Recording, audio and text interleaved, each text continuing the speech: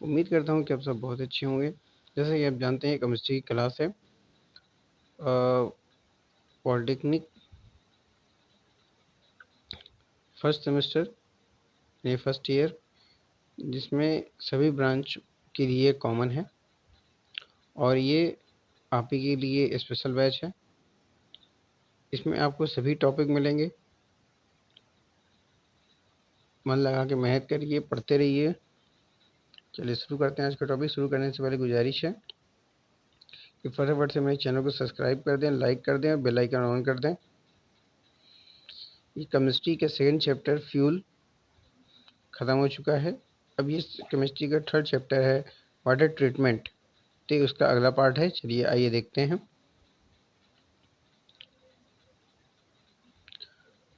तो बच्चों, कठोर जल के प्रयोग से होने वाली हानियाँ। तो घरेलू तथा औद्योगिक उपयोगों और बॉयलरों में कठोर जल का प्रयोग करने से हानि होती है। कहने का मतलब ये है कि चाहे घरेलू हो या औद्योगिक हो, इन सब में अगर हम कठोर जल का प्रयोग करते हैं तो हमें भारी मात्रा में क्या होती है, हानि उठानी पड़ती है। आइए देखते हैं, अगर घरेलू उपयोग में करते हैं तो क्या होता है। तो कपड़े धोने में कठोर जल साबुन के साथ सरलता से झाग नहीं देते हैं। जब सभी कैल्शियम और मैग्नीशियम आयन क्रिया में प्रयुक्त होते हैं तब ये झाग उत्पन्न करते हैं। नहाने की बात करते हैं तो चूंकि नहाने में कठोर जल साबुन के साथ सरलता से झाग उत्पन्न नहीं करते, यानी कि जो कठोर जल होता है वो साबुन के साथ झाग उत्पन्न नहीं करता है। और नहाने की कंडीशन में क्या होता है, झाग उत्पन्न नहीं करेगा तो गंदगी साफ नहीं होगी। और उस कंडीशन में क्या होता है, साबुन इंसान ज़्यादा यूज इस्तेमाल करता है जो कि शरीर से चिपक जाते हैं। अगला है पीने में। यदि भी कठोर जल मानव शरीर को लाभदायक लवण प्रदान करते हैं, फिर भी पीने के लिए इसका लंबे समय तक उपयोग सुरक्षित नहीं, क्योंकि यह पाचन तंत्र पर विपरीत प्रभाव पड़ता है। यानी जो पीने योग्य पानी है, अगर हम उसमें कठोर जल का इस्तेमाल करते हैं तो वो हमारी पाचन क्रिया क्या करता है, खराब करता है। अगला है खाना पकाने में। कठोर जल में घुले हुए जल का क्वथनांक क्या होता है, बढ़ जाता है। इससे खाना पकाने में अधिक ईंधन और अधिक समय लगता है। यदि कठोर जल होगा और हम उसका इस्तेमाल करते हैं तो जो खाना बनाने में क्या होगा, समय भी अधिक लगेगा और हमारा ईंधन भी अधिक लगेगा। फिर है बॉयलरों में। बॉयलरों में लगातार प्रयोग अनेक उद्योगों में भाप बनाने में किया जाता है, यानी कि जो कठोर जल है उसका प्रयोग लगातार प्रयोग किया जाता है या फिर भाप बनाने में किया जाता है। बॉयलरों में कठोर जल प्रयोग करने से अनेक हानियाँ होती हैं, जैसे स्लज और पपड़ी का बनना।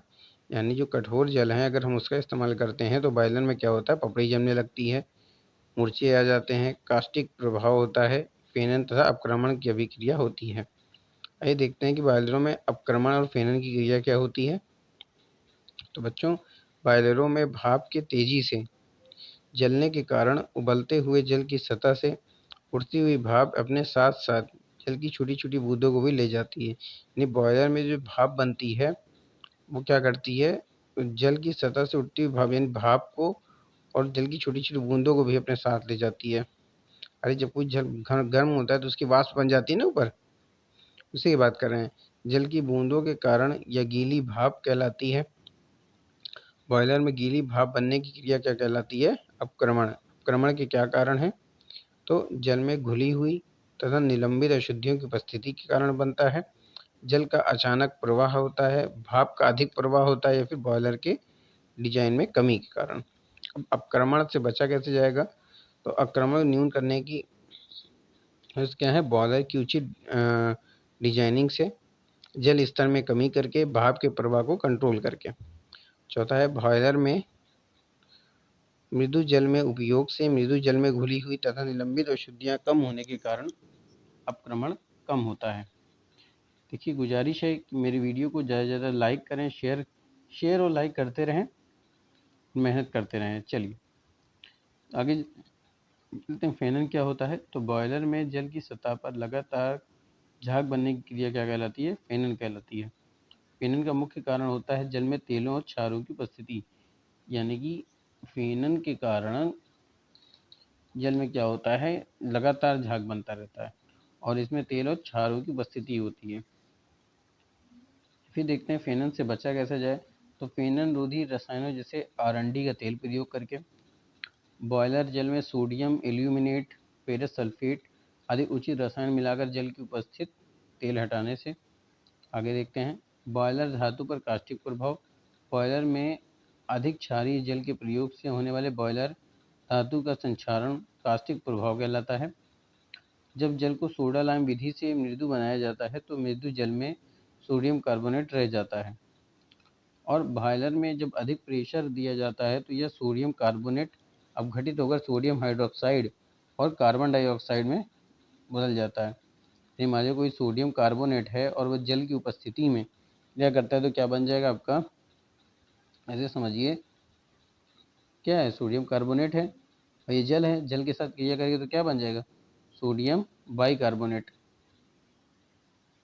बात समझ में आ रही है, सोडियम हाइड्रोक्साइड बन जाएगा ये, और ये क्या बन जाएगा आपका, कार्बन डाइऑक्साइड।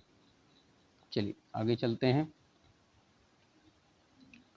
यह सोडियम हाइड्रोक्साइड जल को क्षारीय बना देता है। जल के लगातार वाष्पित होने से यानी वाष्प में बदलने से कास्टिक सोडे की सांद्रता बढ़ जाती है और यह महीन दरारों में बॉयलर धातु से क्रिया करके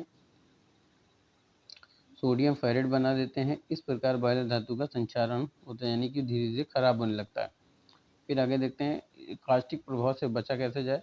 तो जल को मृदु बनाते समय सोडियम कार्बोनेट के स्थान पर सोडियम फास्फेट का प्रयोग करते हैं तो धुआं से बचा जा सकता है।